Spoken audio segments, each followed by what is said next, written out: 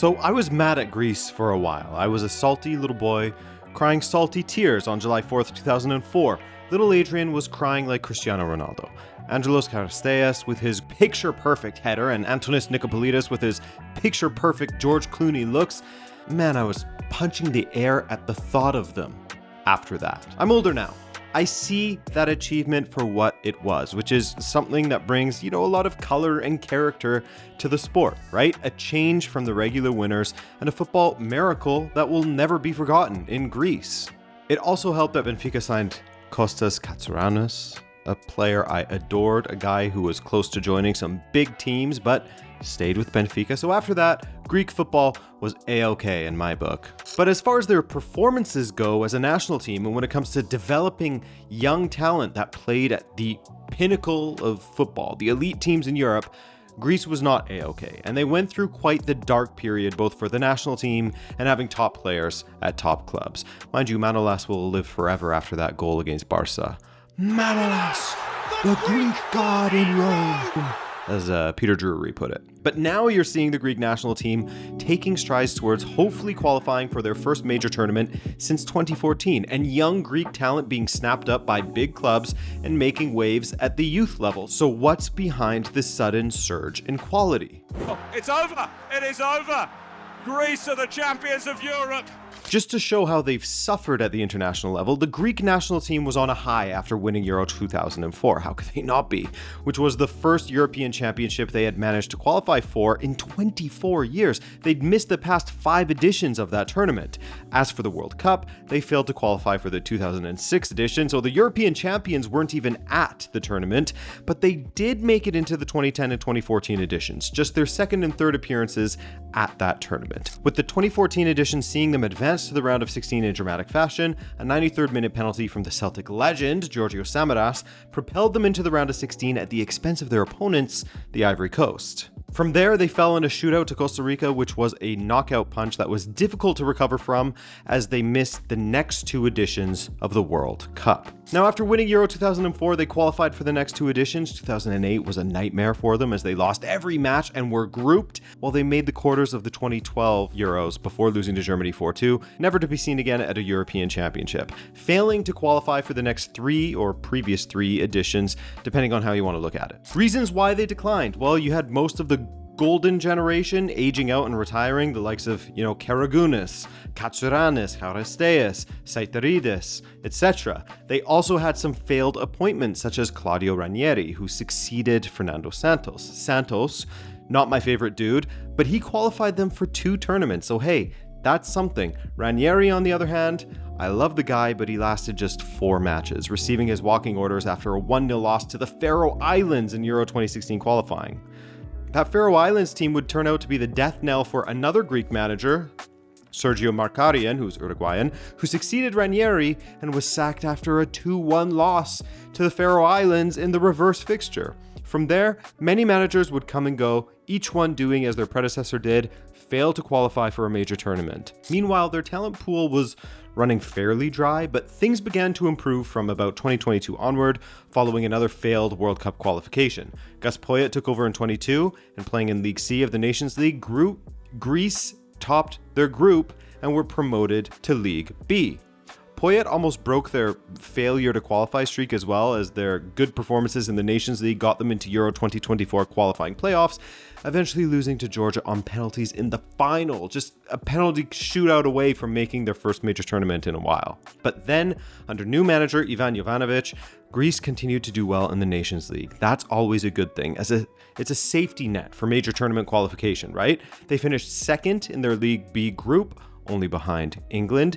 That meant they qualified for a promotion relegation playoff against Scotland. And after losing the first leg 1-0 at home in Greece, they won 3-0 in Glasgow to get their second consecutive Nations League promotion into League A. They're in the top league now. Greece have won all but 2 matches under their new manager, the loss to Scotland and a 3-0 loss to England. In June, they defeated Slovakia and Bulgaria in friendly, scoring 8 goals and conceding once across those matches. Now, I was looking through their squad since their most recent major tournament, the 2014 World Cup, and I noticed something.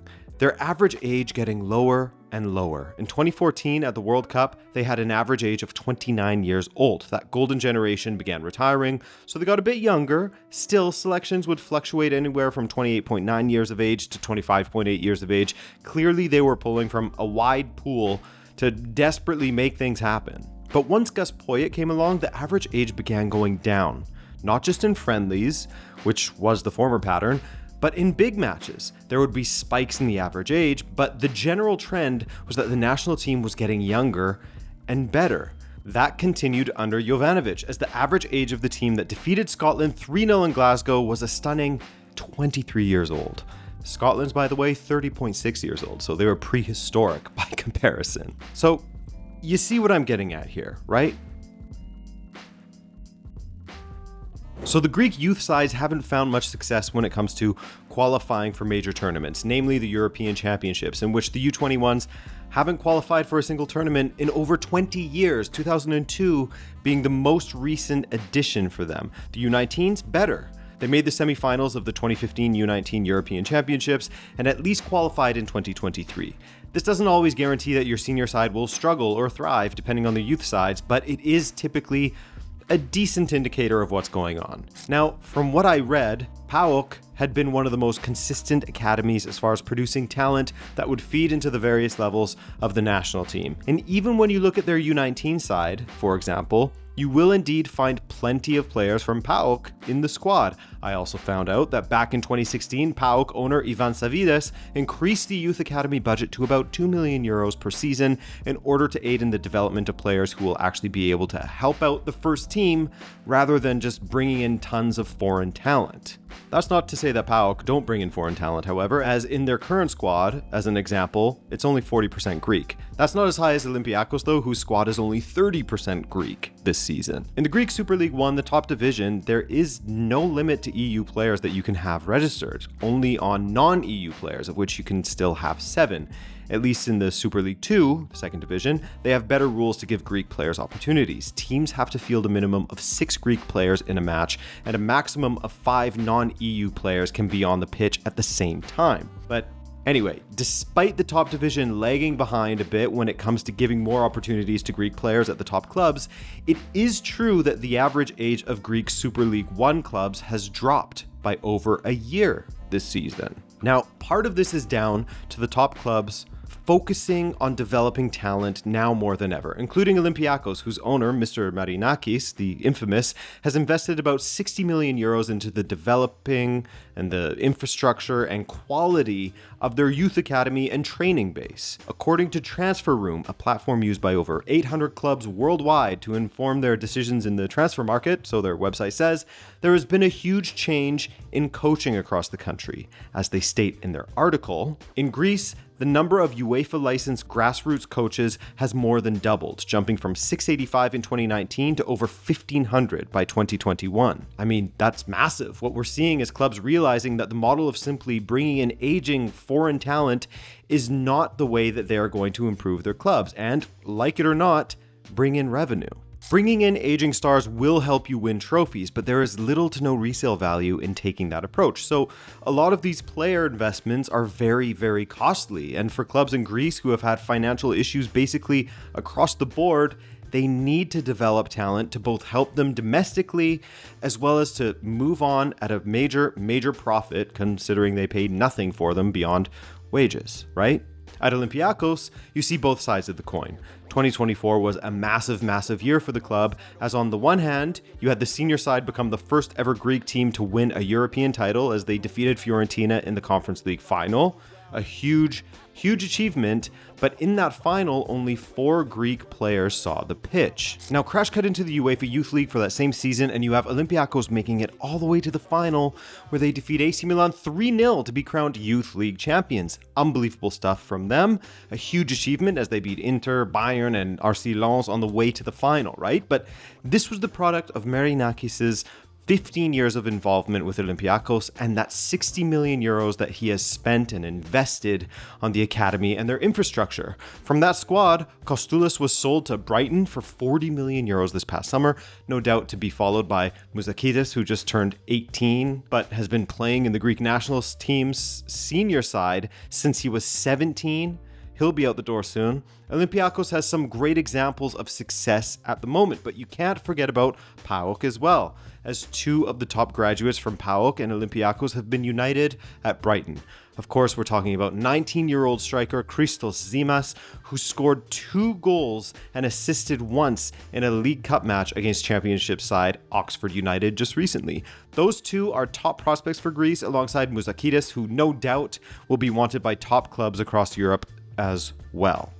Christos Zolis of Club Brugge at 23 years old is another graduate of the PAOK Academy and is becoming a top player in Belgium. And speaking of Belgium, Konstantinos Karetsas was born and raised there, but the 17-year-old chose to represent Greece, has been capped 3 times already by Jovanovic, and already scored for them. Yes, against Scotland in that playoff. So it seems like the big realization has occurred in Greece. There's talent there if you're willing to find it, and they can develop into top players, as we've seen with the names that have been mentioned. The Hellenic Football Federation, the Greek Football Federation, has doubled down on this, putting even more focus on grassroots developments with their new Renaissance program, of which their president, Makis Gagatsis, has said, quote, "The Renaissance program was built step by step by people with experience, knowledge, and, above all, a vision for something substantial. The real success of the project is not judged today, but in what follows. And we are committed to being present in these with consistency and work.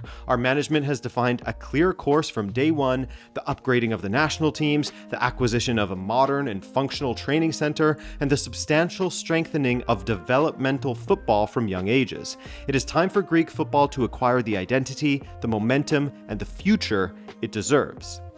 Another aspect of this program that is particularly exciting is that in the Greek Cup, they want to mandate that there are Greek U21 starters in each side, as well as the increase in the number of Greek players in Super League 2, and have a minimum of 2 Greek starters in the 3rd division in Greece. When you tie all of these things together, it makes sense. An increase in good coaching, a focus on the youth system, and giving those youth players a chance in the first team, which is very important. A healthy domestic league, which is less corrupt now with changes that they have made, such as foreign referees, etc.